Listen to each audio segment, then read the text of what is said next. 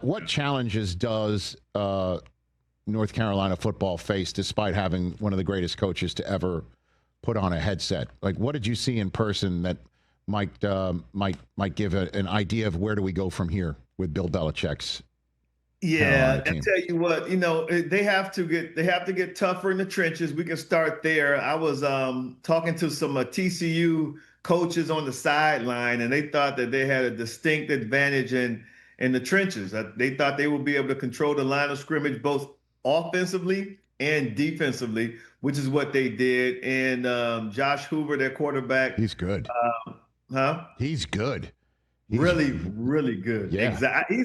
He's probably the number 2 quarterback in the Big 12, only second to Sam Levitt of Arizona State. So yeah, he's really good. And I think so physicality, first and foremost, they're going to have to become a little more physical, a little tougher up front.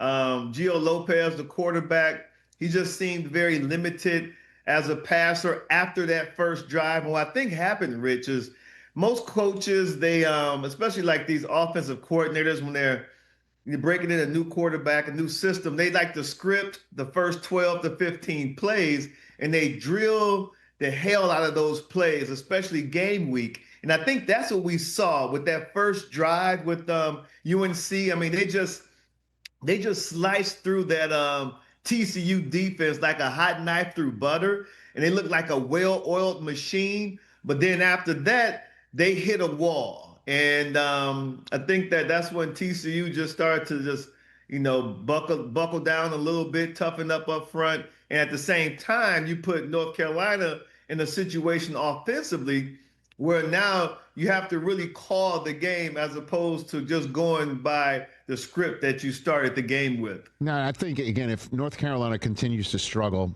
and the same thing would say Alabama, those two are kind of being viewed, in my estimation, as the canary in the coal mine about 21st century college football, that it doesn't matter if you've got an all-time great coach in North Carolina or a program that Forrest Gump used to play for and Nick Saban used to coach.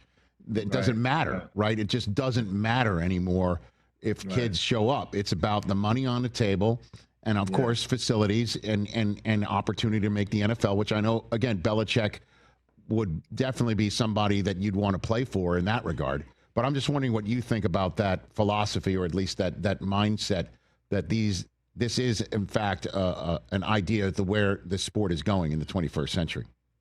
Desmond. Yeah, I mean, it's changing. Like, we're watching it in real time change right in front of our eyes. It's amazing, too, because we never thought we would see the day where these kids would not only make money, but make the type of money that they're starting to make, which is, insane. And coaches, too, though. I mean, I just don't talk about the players. I think that these coaches' salaries are starting to become astronomical, to the point, Rich, where you can't even fire a coach because his buyout is so much. I mean, what type of business model is that? How's that? So I think we're going through a period that it seems unsustainable. Like, I just don't think these numbers are sustainable for a long period of time. But you look at these players, and they're, like you said, they're chasing the bag, they're chasing the money.